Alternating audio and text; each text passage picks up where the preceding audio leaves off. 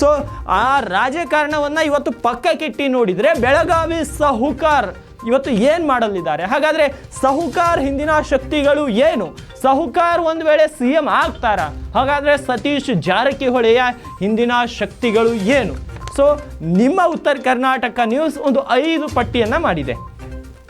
ಏನು ಸತೀಶ್ ಶಕ್ತಿ ಅಂತ ಅದಕ್ಕೊಂದು ಹೆಸರನ್ನು ಕೊಟ್ಟು, ಮೊದಲನೇದು 48 ಶಾಸಕರ ಬೆಂಬಲ ಸತೀಶ್ಗೆ ಸಿಗ್ಬೋದು. ಸತೀಶ್ ಜಾರಕಿಹೊಳಿ ಒಂದು ವೇಳೆ CM ಆಗ್ತೀನಿ ಅಂತ ಹೊರಟ್ರೆ ಅವರಿಗೆ 48 ಶಾಸಕರ ಬೆಂಬಲ ಸಿಗ್ಬೋದು. ಅದರಲ್ಲಿ 15 ST ಸಮಾಜದ ಶಾಸಕರು ಮತ್ತು 35ಕ್ಕೂ ಅಧಿಕ ಹಿಂದೂ ಶಾಸಕರ ದಂಡು ಸತೀಶ್ ಜಾರಕಿಹೊಳಿ ಜೊತೆ ನಿಲ್ಲಬಹುದು ಅನ್ನೋ ಒಂದು ಊಹೆ ಕೂಡ ನಡೀತಾ ಇದೆ. ಇದು ಸತೀಶ್ ಜಾರಕಿಹೊಳಿಯ ಮೊದಲನೇ ಶಕ್ತಿ, ಸತೀಶ್ ಶಕ್ತಿ ನಂಬರ್ 1 ಇದು. ಆದರೆ ಸತೀಶ್ ಶಕ್ತಿ 2 ವಿವಾದವಿಲ್ಲದ ನಾಯಕ. ಹಾಗಂತ ನಾವು ಅವರ ಮೇಲೆ ಸಂಪೂರ್ಣವಾಗಿ ಯಾವುದೇ ವಿವಾದ ಇಲ್ಲ ಅಂತ ಹೇಳ್ತಾ ಇಲ್ಲ. ಆದರೆ ಕೆಲವೊಂದು ವೈಚಾರಿಕ ವಿಚಾರಕ್ಕೆ ಬಿಟ್ಟರೆ ಅವರ ಮೇಲೆ ಯಾವುದೇ ಹಗರಣಗಳ ಆರೋಪಗಳಿಲ್ಲ, ಯಾವುದೇ ಭ್ರಷ್ಟಾಚಾರದ ಆರೋಪಗಳಿಲ್ಲ. ಹಾಗಾಗಿ ರಾಜ್ಯಕ್ಕೆ ಇಂಥವರು ಬೇಕು ಅಂತ ಬಹುತೇಕರು ಹೇಳ್ಕೊತಾರೆ.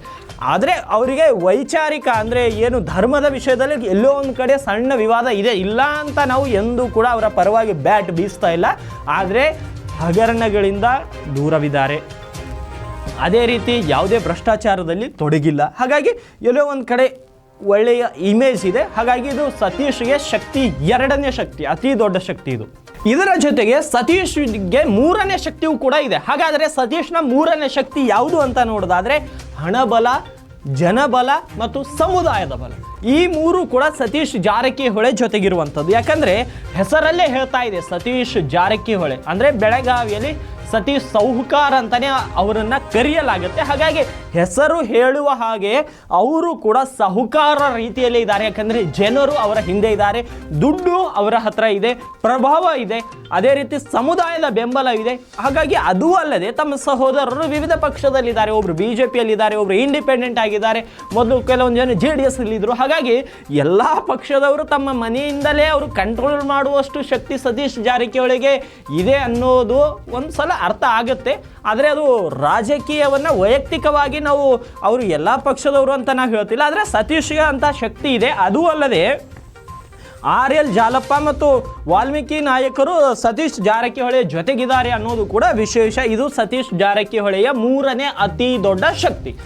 ಆದರೆ ಸತೀಶ್ ಜಾರಕಿಹೊಳಿಯ 4ನೇ ಅತಿ ದೊಡ್ಡ ಶಕ್ತಿ ಮತ್ತು ಅವರ ಯಶಸ್ವಿನ ಹಿಂದಿನ ಗುಟ್ಟು ಏನಂದರೆ ಸೈಲೆಂಟ್ ಆಗಿರೋದು.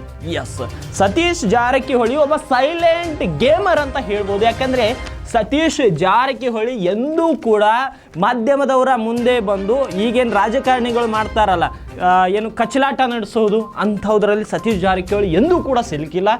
ಒಬ್ಬರ ಮೇಲೆ ಕೆಸರು ಎರಚುವಂಥ ಕೆಲಸ ಅವರು ಮಾಡಿಲ್ಲ. ಮತ್ತು ಬೇರೆಯವರು ಕೆಸರನ್ನು ಎರಚಿದಾಗ ಅದರಿಂದ ಹೇಗೆ ದೂರ ಸರಿಬೇಕು ಅನ್ನೋದು ಸತೀಶ್ ಜಾರಕಿಹೊಳಿಗೆ ತುಂಬ ಒಳ್ಳೆಯ ರೀತಿಯಲ್ಲಿ ಗೊತ್ತು. ಅದಕ್ಕಾಗಿ ಅವರ ಯಶಸ್ವಿನ ಗುಟ್ಟು ಏನಂದರೆ ಅವರ ಸೈಲೆಂಟ್ ಗೇಮಿಂಗ್ಗೆ ಅವರ ಒಂದು ಯಶಸ್ವಿನ ಗುಟ್ಟು ಅಂತ ಹೇಳ್ಬೋದು. ಇದು 4ನೇದಾಗಿತ್ತು. ಆದರೆ ಸತೀಶ್ ಅವರ 5ನೇ ಅತಿ ದೊಡ್ಡ ಶಕ್ತಿ ಅಂದರೆ ಸೌಮ್ಯ ಸ್ವಭಾವ, ಚಾಣಕ್ಯ. ಎಸ್, ಚಾಣಕ್ಯ ಅಂದರೆ ಪ್ರತಿಯೊಬ್ಬರಿಗೆ ಗೊತ್ತಿರುತ್ತೆ ರಾಜಕೀಯವನ್ನು ಹೆಂಗೆ ಆಡಬೇಕು ಅಂತ. ನೋಡಿ, ಬೆಳಗಾವಿಯನ್ನು ತನ್ನ ಹಿಡಿತಕ್ಕೆ ತಗೊಳ್ಬೇಕಂದ್ರೆ ಅಷ್ಟು ಸಾಮಾನ್ಯ ವಿಷಯ ಅಲ್ಲ. ಯಾಕಂದರೆ 18 ವಿಧಾನಸಭಾ ಕ್ಷೇತ್ರಗಳು ಬೆಳಗಾವಿಯಲ್ಲಿ ಬರ್ತವೆ. ಅಷ್ಟೊಂದರ ಮೇಲೆ ಹಿಡಿತವನ್ನು ಸಾಧಿಸಬೇಕು. ಅಲ್ಲಿರುವಂಥ ಕಾಂಗ್ರೆಸ್ ನಾಯಕರ ಮೇಲೆ ಹಿಡಿತ ಸಾಧಿಸಬೇಕು. ವಿರೋಧ ಪಕ್ಷದವರ ಜೊತೆ ಒಳ್ಳೆಯ ಒಡನಾಟ ಇಟ್ಕೋಬೇಕು. ಅವರ ಜೊತೆ ಒಳ್ಳೆಯ ರೀತಿ ವರ್ತನೆ ಮಾಡಬೇಕು. ಎಲ್ಲವನ್ನ ಚಾಣಕ್ಯನ ರೀತಿಯಲ್ಲಿ ಮೈಗೂಡಿಸಿಕೊಂಡವರು ಸತೀಶ್ ಜಾರಕಿಹೊಳಿ.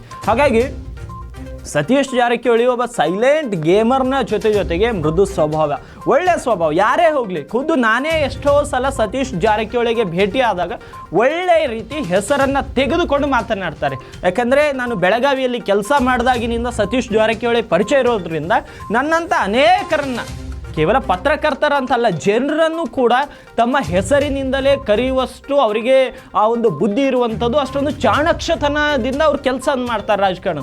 ಯಾರೇ ಒಂದು 2-3 ಸಲ ಭೇಟಿಯಾದರೆ ಇವರು ಯಾರು, ಎಂಥವರು, ಏನು ಮಾಡ್ತಾರೆ ಎಲ್ಲವನ್ನ ಒಂದು ರೀತಿಯಲ್ಲಿ ಬ್ಲೂ ಪ್ರಿಂಟ್ ಹಾಕಿದ್ದ ರೀತಿಯಲ್ಲಿ ಹೇಳ್ತಾರೆ. ಅಂದರೆ ಆ ಒಂದು ರಾಜಕೀಯದಲ್ಲಿ ಅವರ ಚಾಣಕ್ಷತನ ಎಷ್ಟು ಅಂತ ನಾವು ಊಹೆ ಮಾಡ್ಕೋದು. ಇದು ಸತೀಶ್ ಸಾಹುಕಾರ್ನ 5ನೇ ಅತಿ ದೊಡ್ಡ ಶಕ್ತಿ.